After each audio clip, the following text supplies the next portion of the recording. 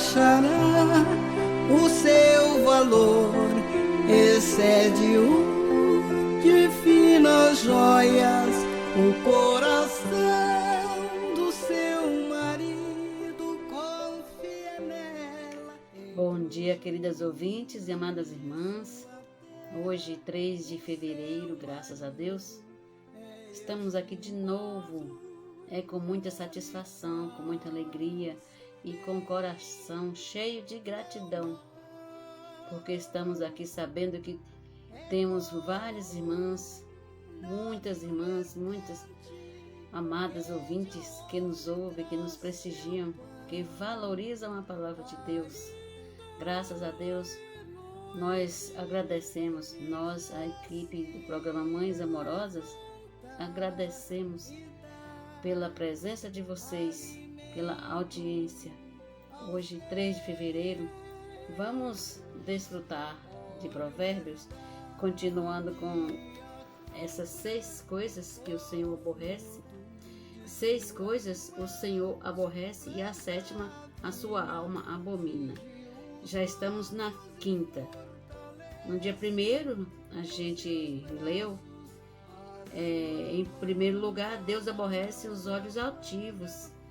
Aí, em segundo lugar, Deus abomina a língua mentirosa. Em terceiro lugar, que foi ontem, dia 2, que o Senhor falou, em terceiro lugar, Deus abomina as mãos que derramam sangue inocente. Em quarto lugar, Deus abomina o coração que trama projetos iníquos. Hoje vamos ver o que espera em quinto lugar. Mas o Provérbio 6,16 fala assim: 6 coisas o Senhor aborrece, a 7ª a sua alma abomina. Pés que correm para o mal. A quinta coisa que o Senhor aborrece: pés que se apressam a correr para o mal. Na carta aos Romanos, Paulo demonstrou que todos, tanto judeus como gregos, estão debaixo do pecado. Não há justo nenhum sequer. Não há quem entenda, não há quem busque a Deus. A boca eles a têm cheia de maldição e de amargura. São os seus pés velozes para derramar sangue. Nos seus caminhos há destruição e miséria.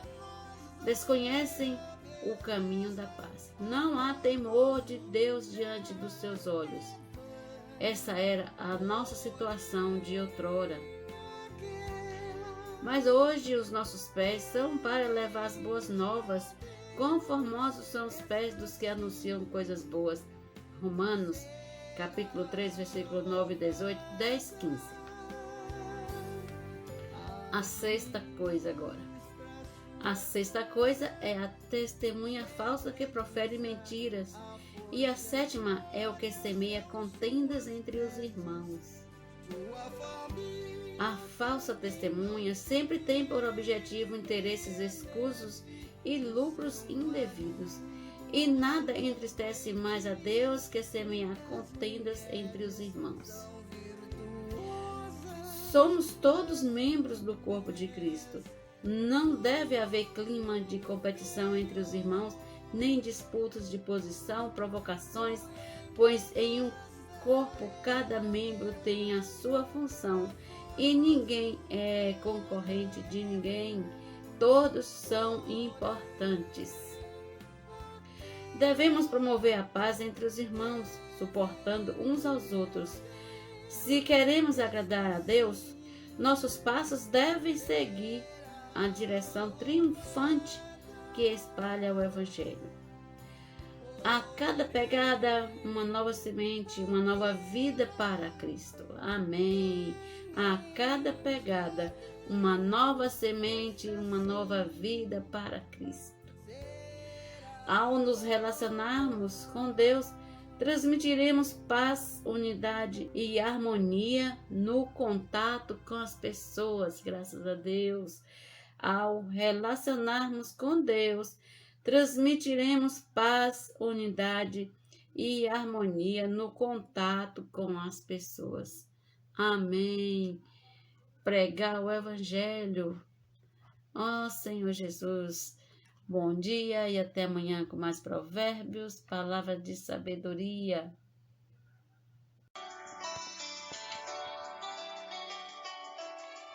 Alimento diário. Série Vida e Edificação. Autoria Pedro Dong. Leitura Márcia Girlânia. Amém, amados. Jesus é o Senhor. Estamos aqui para mais uma leitura do Alimento Diário, que tem o título Ser Governado pela Palavra. Hoje estamos na terça-feira, semana 4. Leitura bíblica, Gênesis 2, 16 e 17, capítulo 3, versículo 7 e versículo 15. Efésios 1, 9 e 10, Hebreus 9, 22. Ler com oração. Com efeito, quase todas as coisas, segundo a lei, se purifica com sangue, e sem derramamento de sangue não há remissão. Isso está em Hebreus 9, 22. O título da terça-feira é A Realidade do Sangue de Cristo, Senhor Jesus. O homem é importante para Deus porque sem ele não há como Deus cumprir sua vontade na terra, que é fazer com que todas as coisas sejam encabeçadas por Cristo. Essa foi a incumbência dada ao homem quando foi criado. Deus os abençoou e lhes disse: Sede fecundos, multiplicai-vos, enchei a terra e sujeitai-a, dominai.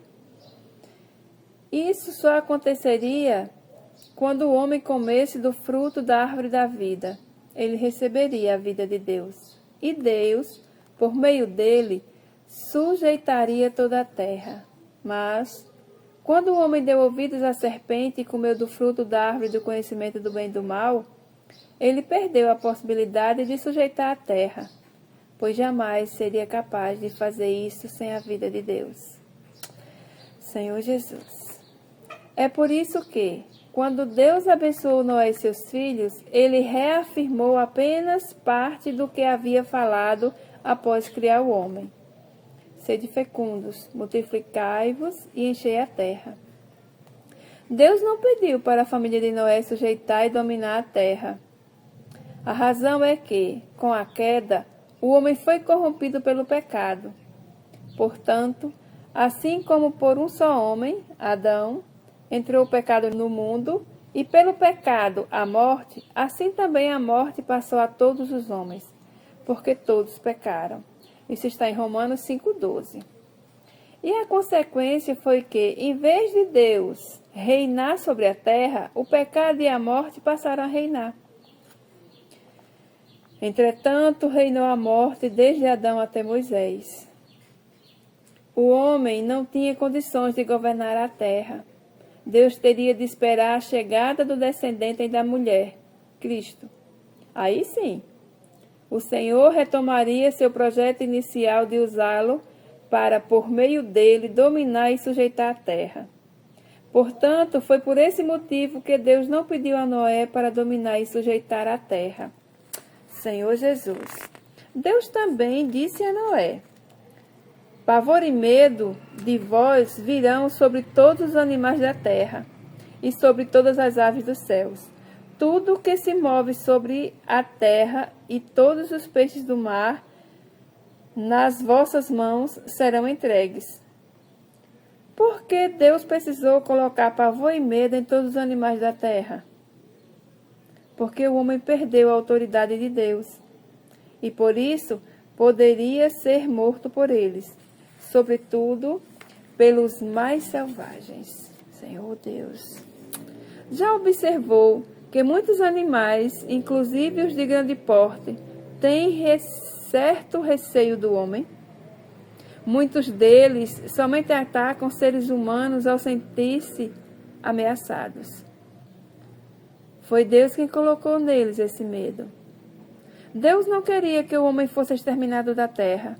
Ele precisava do homem para gerar o descendente da mulher e assim cumprir sua vontade. A alimentação do homem também nos revela uma verdade espiritual. Assim que este foi criado, Deus disse: Eis que vos tenho dado todas as ervas que dão semente e se acham na superfície de toda a terra e de todas as árvores em que há fruto que dê semente. Isso vos será mantimento. Após sua criação, o homem vivia somente da vida vegetal, comendo ervas que dão semente e das árvores que dão fruto. Depois do dilúvio, isso mudou. Senhor Deus passou a dar tudo ao homem, até mesmo a carne dos animais. Tudo que se move e vive ser-vos-á para alimento. Como vos dei a erva verde, tudo vos dou agora, porque Deus abriu agora alternativa para o homem comer carne. Isso tem relação com o fato de Deus ter rejeitado as vestes de folhas de figueira, feitas por Adão e Eva para esconder sua condição caída. Todavia, Deus mesmo providenciou uma vestimenta duradoura para o casal, feita de peles de animais, muito provavelmente de ovelhas. Ao imolar uma ovelha na frente do casal, inferimos que isso marcaria profundamente aquela primeira família da terra. Aquele animal imolado devolveu a Adão e Eva a esperança de viver. Isso nos explica o fato de Abel ter se tornado pastor de ovelhas e de sua oferta ser aceita por Deus. Ele percebeu que o sangue derramado desses animais era necessário para serem novamente aceitos por Deus. Esses sacrifícios revelam que o sangue derramado daqueles animais substituiu o sangue do homem para perdão de seus pecados. Esse foi o motivo de Deus liberar o consumo de carne, mas proibiu o consumo de sangue. Carne, porém, como sua vida, isto é, com seu sangue, não comereis. Esses fatos não fariam sentido algum se Cristo não viesse e se tornasse o Cordeiro de Deus, que morreu na cruz e derramou seu sangue para perdão de nossos pecados. A morte de Cristo representou a realidade de todos os sacrifícios que aconteceram no Antigo Testamento. Tudo está espelhado na realidade do que Cristo executou na cruz. É importante entender que não é por praticar boas ações ou por esforçar-se para ser justo que um pecador se achega à presença de Deus. Um pecador se achega à presença de Deus mediante o sangue derramado. Portanto, inferimos que ao homem foi permitido derramar o sangue de animais e comer carne, a fim de lembrar-lhe que sem derramamento de sangue não pode haver perdão de pecados. Todas as vezes que nos alimentarmos da carne, devemos lembrar-nos de que Cristo derramou seu sangue para nos reconectar com Deus. Esse também foi o motivo de o Senhor exigir que o sangue de animal, que representa a sua vida, deveria ser derramado antes de se consumir a carne. O sangue representa a vida. Portanto, há quem siga esse princípio de não comer sangue de animais. Não que isso seja uma regra religiosa, mas um princípio que alguns irmãos seguem. Portanto, depois da queda, e em especial depois do dilúvio, o homem perdeu a oportunidade de se tornar autoridade representativa de Deus. Por isso, o Senhor não pediu a Noé e a sua família que sujeitasse e dominasse a terra. A dieta baseada no sacrifício de animais lembraria ao homem que ele só seria novamente aceito por Deus mediante o derramamento de sangue. A realidade de tal prática só aconteceria com o nascimento do descendente da mulher, Jesus Cristo. Graças ao Senhor, somos privilegiados, porque hoje podemos desfrutar da realidade de tudo isso que estamos vendo no livro de Gênesis. Amém. Jesus é o Senhor. Bom desfrute. Deixe nos seus comentários aqui a luz na palavra, a direção, a demonstração, ou a sua oração, ou até seu grito de guerra. Amém. Olá, criançada! Isaac, o Senhor Jesus já acordou? Já acordou. Ele está comigo desde bem cedinho. Vamos fazer a imersão nessa terça-feira!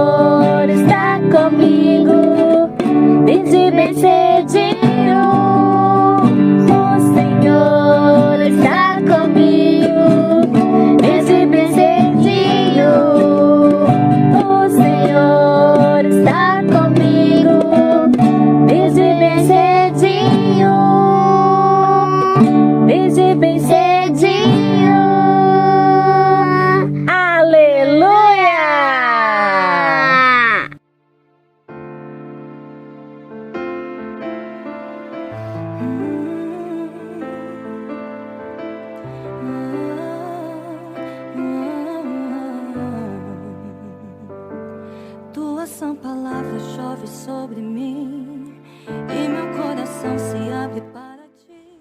Olá, bom dia. Hoje é terça-feira e nós estamos desfrutando da palavra do Senhor, né? Já lemos os dias mais sábados, também já desfrutamos do alimento diário. E também temos uma palavra da imersão diária para você. Ponto 1 diz assim: não podemos envelhecer espiritualmente. Precisamos renovar-nos cada dia, mantendo o discernimento e a sensibilidade em comunhão com o Senhor para alcançar a maturidade espiritual. Amém?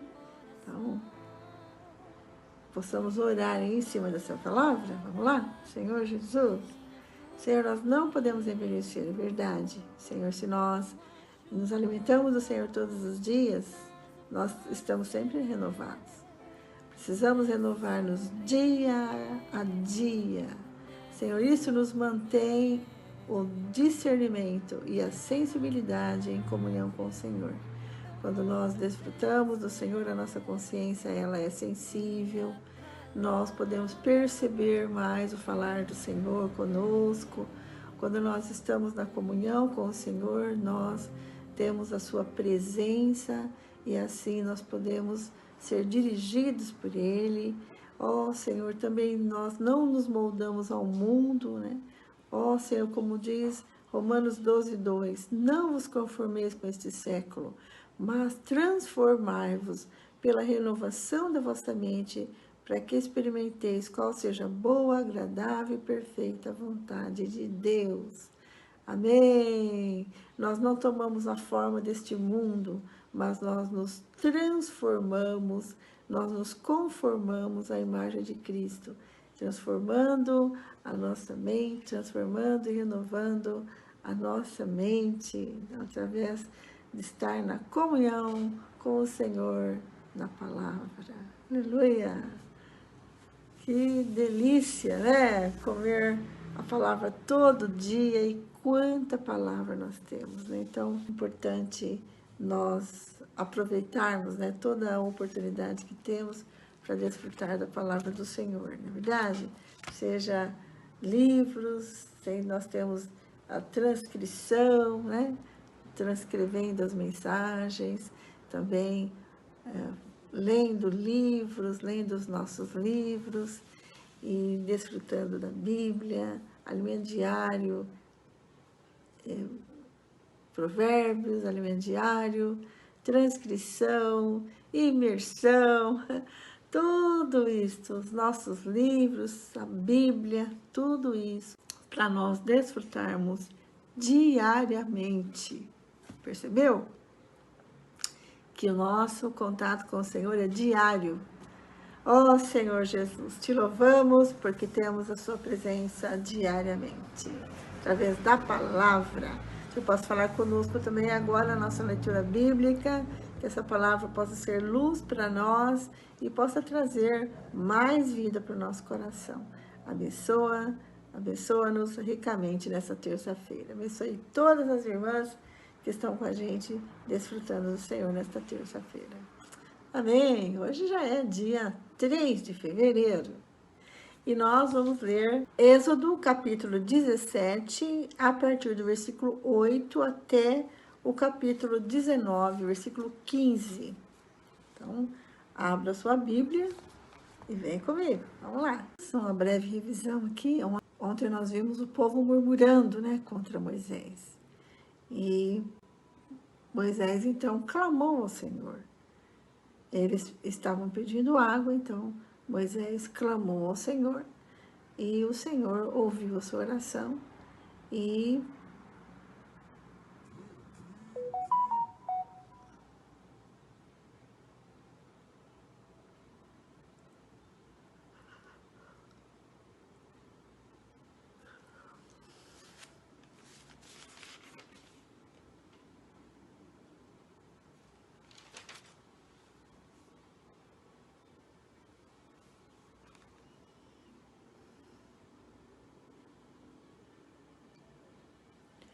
então o Senhor diz para Moisés passar adiante do povo, levar com ele alguns dos anciãos de Israel, levar também o bordão com que ele feriu o rio Nilo e seguir em frente. Então o Senhor diz a Moisés: eis que estarei ali diante de você, sobre a rocha em Horebe. Bata na rocha e dela sairá água e o povo beberá. Moisés fez tudo que o Senhor falou na presença dos anciãos de Israel. E chamou o nome daquele lugar Massá e Meribá por causa da discussão dos filhos de Israel e porque eles tentaram o Senhor, dizendo assim: está o Senhor no meio de nós ou não? Agora continuamos a nossa leitura a partir do versículo 8. Os amalequitas atacam Israel. Então vieram os amalequitas e atacaram Israel em Refidim. Com isso, Moisés ordenou a Josué: escolha alguns homens e vá lutar contra os amalequitas. Amanhã eu estarei no alto do monte e o bordão de Deus estará na minha mão. Josué fez como Moisés havia ordenado e lutou contra os amalequitas. Porém, Moisés, Arão e Hur subiram para o alto do monte. Quando Moisés levantava a mão, Israel vencia. Quando, porém, ele abaixava a mão, os amalequitas venciam. Quando as mãos de Moisés ficaram pesadas, pegaram uma pedra e puseram por baixo dele para que Moisés se sentasse. Arão e Hur sustentavam as mãos de Moisés, um de um lado e o outro do outro. Assim as mãos dele ficaram firmes até o pôr do sol, com as duas mãos levantadas, né? E Josué destruiu os amalequitas a fio da espada. Então o Senhor disse a Moisés: escreva isto para memória num livro e repita-o a Josué, porque eu vou apagar totalmente a memória dos amalequitas da face da terra. E Moisés edificou um altar e lhe deu o nome de O Senhor é minha bandeira. E disse: porque o Senhor jurou, haverá guerra do Senhor contra os amalequitas de geração em geração. Jetro visita Moisés.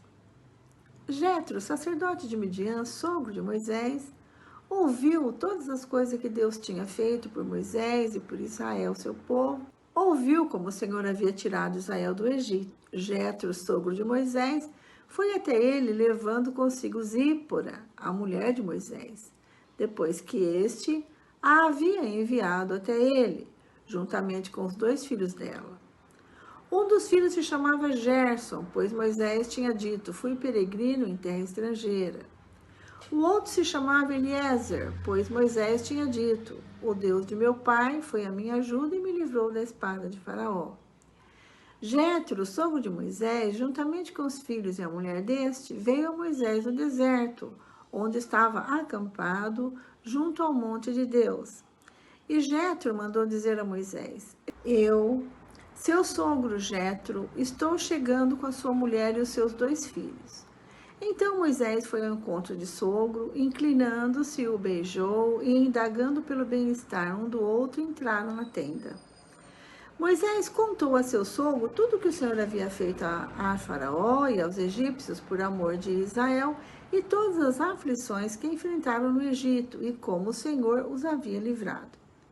Jetro ficou contente com todo o bem que o Senhor havia feito a Israel, livrando-o das mãos dos egípcios, e disse: Bendito seja o Senhor, que libertou vocês das mãos dos egípcios e da mão de Faraó. Agora sei que o Senhor é maior do que todos os deuses, porque livrou este povo das mãos dos egípcios quando agiram arrogantemente contra o povo.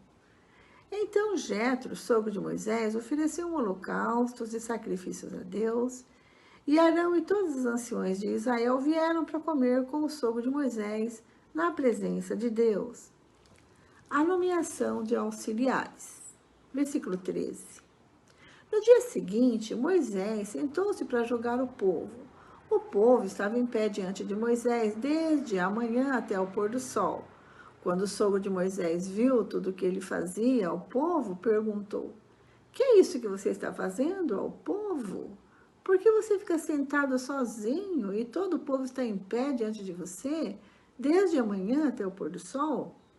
E Moisés respondeu ao seu sogro: É porque o povo vem a mim para consultar a Deus. Quando eles têm alguma questão, vem a mim para que eu julgue entre um e outro, e eu lhes dou a conhecer os estatutos de Deus e as suas leis. O sogro de Moisés, porém, lhe disse: Não é bom o que você está fazendo. Com certeza todos ficarão cansados, tanto você como este povo que está com você. Isto é pesado demais para você. Isso é pesado demais para você. Você não pode fazer isso sozinho. Escute agora o que eu vou dizer.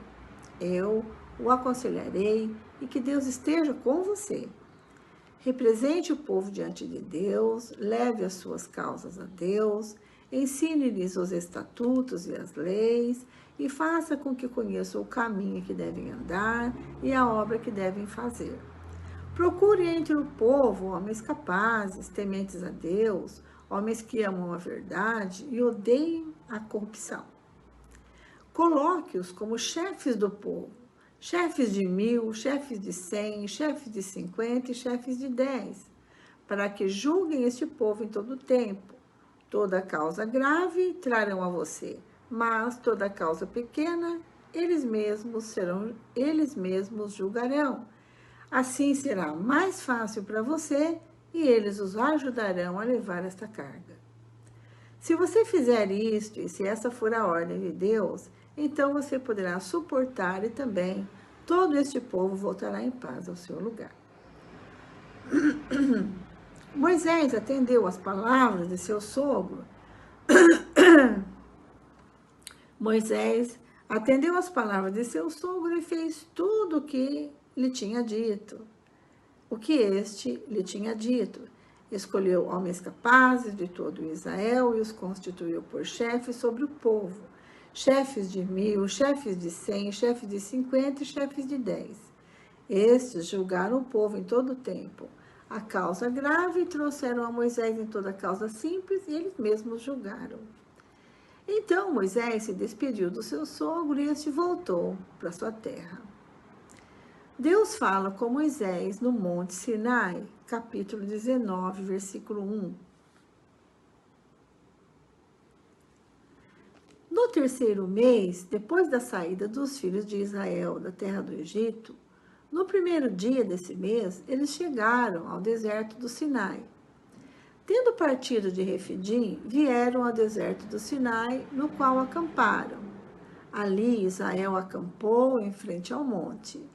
Moisés subiu para encontrar-se com Deus, e do monte o Senhor chamou e lhe disse: Assim você falará à casa de Jacó e anunciará aos filhos de Israel: Vocês viram o que fiz aos egípcios e como levei vocês sobre asas de águia e os trouxe para perto de mim? Agora, pois, se ouvirem atentamente a minha voz e guardarem a minha aliança, vocês serão a minha propriedade peculiar dentre todos os povos, porque toda a terra é minha, e vocês serão para mim um reino de sacerdotes e uma nação santa. São estas as palavras que você falará aos filhos de Israel. Moisés foi, chamou os anciãos do povo e expôs diante deles todas estas palavras que o Senhor lhe havia ordenado. Então, todo o povo respondeu a uma só voz: Tudo que o Senhor falou, faremos. E Moisés relatou ao Senhor as palavras do povo. O Senhor disse a Moisés: eis que virei a você numa nuvem escura, para que o povo ouça quando eu falar com você, e para que também creiam sempre em você. Porque Moisés tinha anunciado as palavras do povo ao Senhor. E o Senhor disse a Moisés: vá ao povo e consagre-o no dia de hoje e amanhã, que eles lavem as suas roupas e estejam prontos para o terceiro dia, porque no terceiro dia o Senhor, à vista de todo o povo, descerá sobre o monte Sinai. Marque ao redor do monte limites para o povo, dizendo: tome cuidado para não subir o monte, nem tocar a sua extremidade. Todo aquele que tocar o monte será morto. Mão nenhuma tocará nele. Se o fizer, será apedrejado ou flechado. Quer seja animal, quer seja homem, não viverá. Quando soar longamente a trombeta, então subirá o monte. Moisés desceu do monte para junto do povo e consagrou o povo. E lavaram as suas roupas. E Moisés disse ao povo: estejam prontos no terceiro dia, que até lá ninguém tenha relações com sua mulher. Nós lemos, termina aqui a leitura de hoje, até o versículo 15 do capítulo 19. Agora vamos às nossas notas. Hoje foi bem curta, né, a nossa leitura.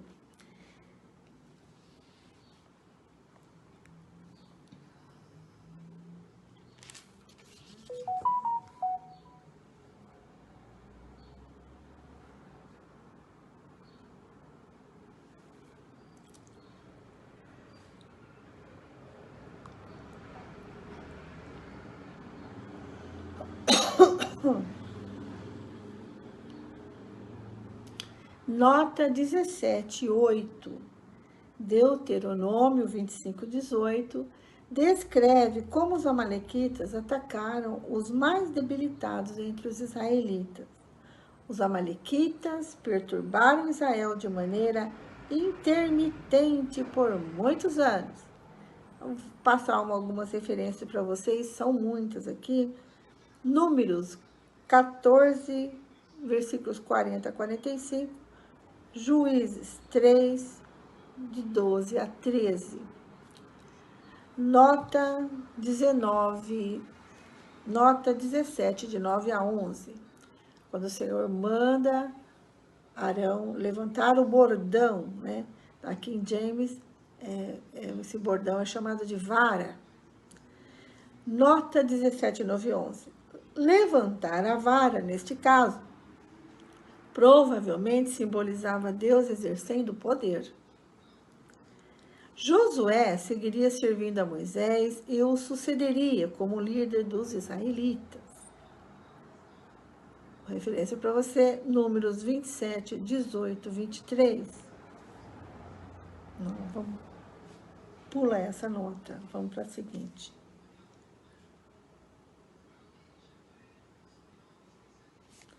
Nota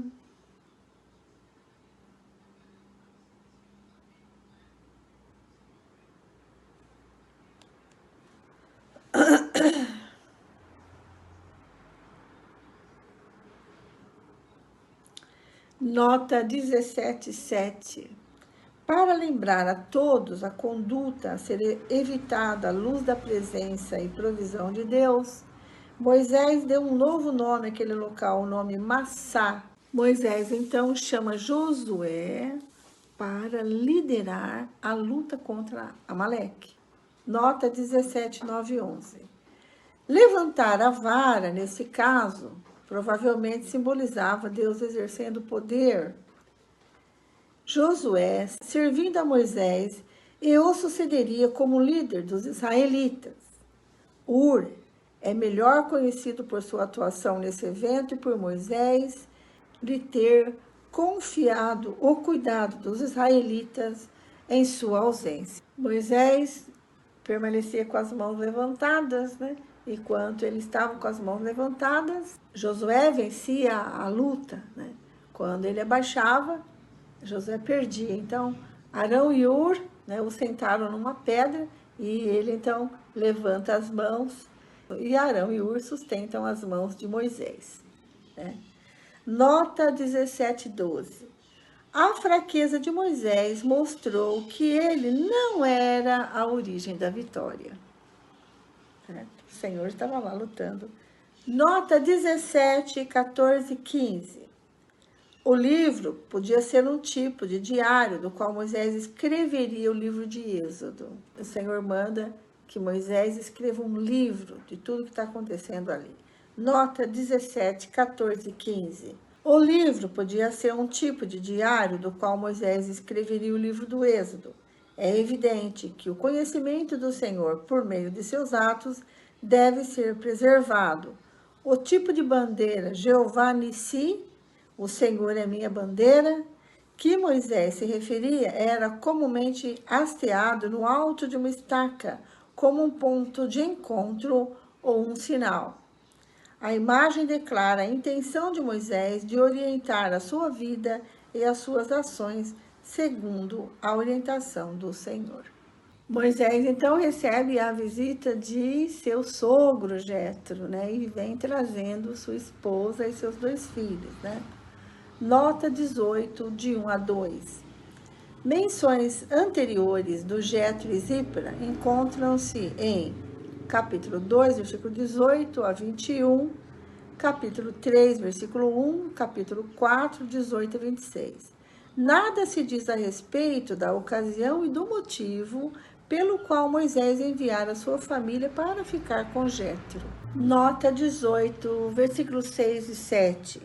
Estes detalhes apresentam Jetro e Moisés como homem de posição e dignidade. Previamente, Moisés se despedira de maneira cortês de Jetro no capítulo 4, versículos 18 a 19.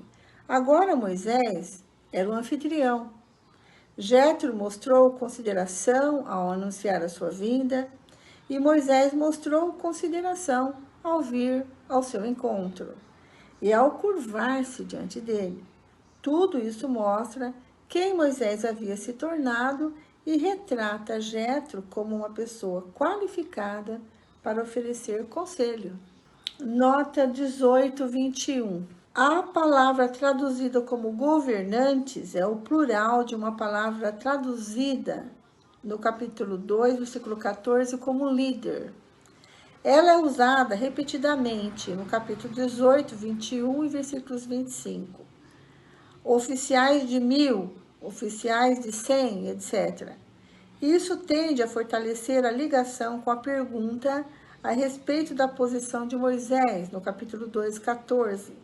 A lista de Jetro com as qualificações para a liderança requer qualidades de caráter, fé, conduta antes que de idade, riqueza ou posição familiar. Referência a Deuteronômio, capítulo 1, 13, versículos 16 ao 17, e 2 Crônicas, capítulo 19, 6 e 7, 9 e 10. Nota 19:3. Um dos objetivos das 3 subidas e descidas de Moisés ao monte era esclarecer visualmente a função e os privilégios singulares que ele recebera. O povo precisava reconhecer a sua autoridade como representante de Deus e a importância de sua mensagem. A provisão de Deus no passado deveria servir de base para as decisões futuras de Israel. A menção de serem transportados sobre asas de águia envolvia uma comparação entre a ação do Senhor na retirada de Israel do Egito e as águias que às vezes carregavam seus filhotes sobre si. As águias também eram notáveis por sua velocidade, seus longos voos e altos ninhos. Nota 19:5. O Senhor desejava que Israel fosse conhecido por aquilo que ele tinha feito, bem como pelo que eles fariam. Meu tesouro peculiar usa uma palavra que às vezes é traduzida como riqueza. Davi a usou para falar de suas próprias riquezas, ouro e prata, que ele reservou para a construção do templo, em 1 Crônicas 29:3. Na literatura extra-bíblica, um rei às vezes usava uma palavra estritamente relacionada para falar positivamente de um vassalo com quem ele tinha um bom relacionamento. Nota 19:6. As ideias de sacerdócio e santidade seguem juntas, uma vez que requisitos especiais distinguiam os sacerdotes como separados para um serviço especial em benefício de outras pessoas. Levítico 21. A tarefa dos sacerdotes incluía ajudar as pessoas a oferecer sacrifícios a Deus de acordo com a necessidade ou a condição da pessoa. Levítico capítulos 1-7. Os sacerdotes atuavam como juízes, tanto em questões de pureza ritual como em controvérsias civis. Levítico capítulo 13-14. Estas tarefas apontam para a obra de Israel entre as nações. Assim como o sacerdócio em Israel era para a nação como um todo, assim também Israel deveria ser para as outras nações. Assim como os sacerdotes israelitas possuíam requisitos, deveres e privilégios únicos entre os israelitas, assim também Israel teria requisitos, deveres e privilégios únicos entre as nações. Então, referência para você, Levítico capítulo 20, 22-26, Deuteronômio capítulo 4, 5-8, 14, capítulo 14, 21. Amém? Essas são as notas principais que eu li para vocês e espero que você tenha desfrutado, né? Eu achei muito bacana, eu desfrutei bastante, né, do conselho de Jetro, porque Moisés precisava de ajuda para ajudar o povo. Então, o conselho de Jetro foi aceito também durante a batalha, né, com os amalequitas. Arão e Ur levantando as mãos de Moisés, Moisés cansou, né? Moisés então precisou de ajuda. E Ur e Arão mantiveram suas mãos levantadas, né? Então, isso mostra que a vitória não vinha de Moisés, né? Mas vinha do próprio Deus, né? E também ganhei que não conseguimos fazer nada sozinho, não é verdade? Tanto o conselho de Jetro como o fato que aconteceu com Moisés mostra que nós precisamos de ajuda uns dos outros, amém? É isso aí. Amanhã a gente está aqui de volta, se o Senhor nos permitir, tá? Então fiquem com Deus e até amanhã, se Deus quiser. Tchau, tchau. Bom dia, irmã Vera, bom dia, irmãs. Então, continuando com a leitura bíblica, hoje vamos ler Salmos, capítulo 27, a partir do versículo 7 até 14. Vamos ler Provérbios, capítulo 6, versículo 27 até o 35. E o Evangelho de Mateus, capítulo 22, a partir do versículo 34. E vamos ler também o capítulo 23, do 1 ao 12. Iniciando a leitura com Salmos. O 27, que fala, com Deus não temeremos. Ontem lemos do 1 até o 6 e vamos terminar o capítulo hoje. Salmo de Davi, a partir do versículo 7. Ouve, Senhor, a minha voz, eu clamo. Tem compaixão de mim e responde-me. Ao meu coração me ocorre. Busquem a minha presença. Buscarei, pois, Senhor, a tua presença. Não me escondas, Senhor, a tua face. Não rejeites com ira o teu servo. Tu és o meu auxílio. Não me deixes, nem me abandones, ó Deus da minha salvação. Porque se o meu pai e a minha mãe me abandonarem, o Senhor me acolherá. 11. Ensina-me, Senhor, o teu caminho e guia-me por vereda plana, por causa dos meus inimigos. Não me entregues à vontade dos meus adversários, pois contra mim se levantam falsas testemunhas e os que só respiram crueldade. Eu creio que verei a bondade do Senhor na terra dos viventes. Espere no Senhor, anime-se e fortifique-se o seu coração. Espere, pois, no Senhor. Amém? Lindo o versículo 7 que fala: ouve, Senhor, a minha voz, eu clamo. Tem compaixão de mim e responde-me. Ó Senhor Jesus, ao meu coração me ocorre, busquem a minha presença. Então, buscarei, pois, Senhor, a tua presença. Amém? Agora vamos ler Provérbios. Provérbios capítulo 6, a partir do versículo 27, que fala assim: poderá alguém carregar fogo no colo sem que as suas roupas se incendeiem? Ou andará alguém sob brasas sem que os pés se queimem? Assim será com o que se aproximar da mulher do seu próximo. Não ficará sem castigo todo aquele que tocar nela. Não se despreza o ladrão quando faminto rouba para matar a fome, pois este, ao ser apanhado, pagará 7 vezes tanto, entregará todos os bens de sua casa. Quem comete adultério não tem juízo, só mesmo quem quer arruinar-se é quem pratica tal coisa. Achará açoites e desonra, e a sua vergonha nunca passará, porque o ciúme desperta o furor do marido. Ele não terá compaixão no dia da vingança, não se contentará com o resgate, nem aceitará presentes, ainda que sejam muitos. Amém?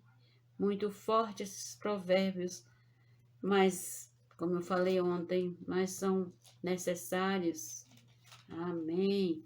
Agora vamos ler o Evangelho de Mateus, capítulo 22, a partir do 34, 22, 34. Vamos ler 23, do 1 ao 12 também. O grande mandamento. Entretanto, os fariseus, sabendo que Jesus havia silenciado os saduceus, reuniram-se em conselho. E um deles, intérprete da lei, querendo pôr Jesus à prova, perguntou-lhe: Mestre, qual é o grande mandamento da lei?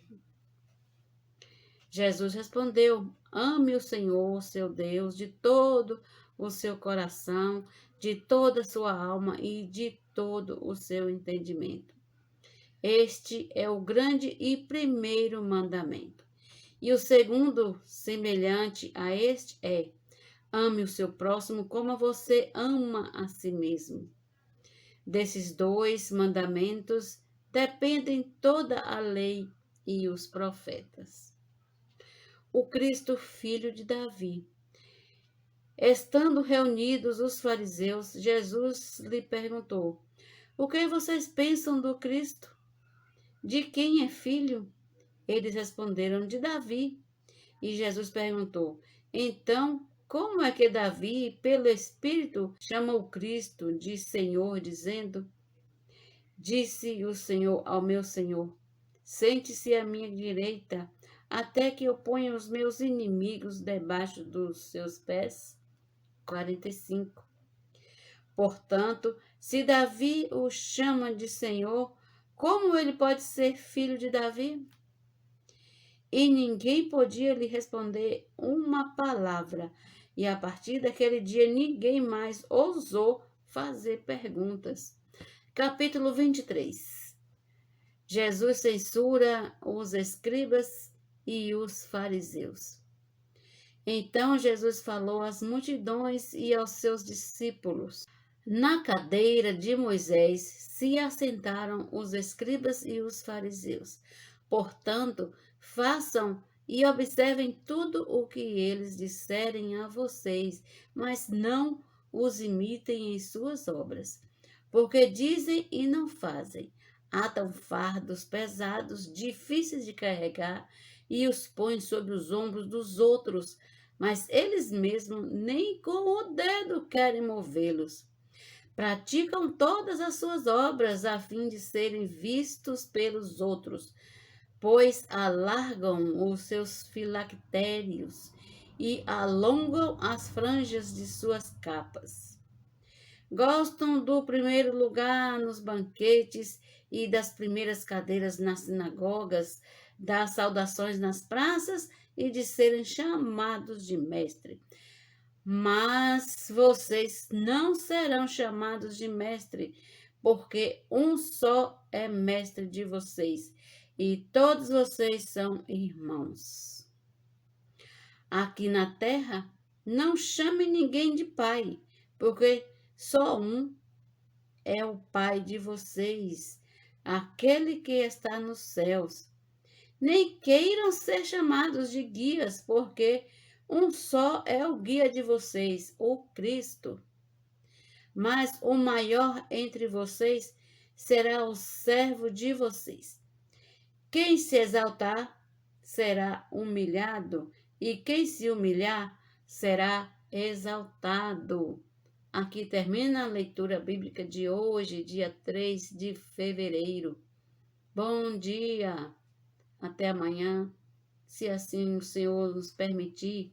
Fiquem na paz que vem do nosso Senhor.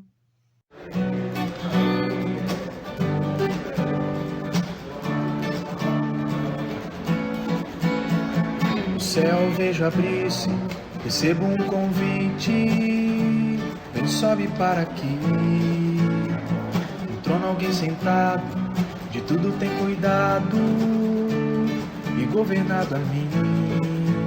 Eis relâmpagos, vozes, trovões a correr, ardendo em todo lugar, para a ordem na terra restabelecer. Pra isso eu quero estar no ritmo do céu, a terra Deus deseja. No ritmo do céu, toda a igreja. No ritmo do céu, a terra Deus deseja. No ritmo do céu,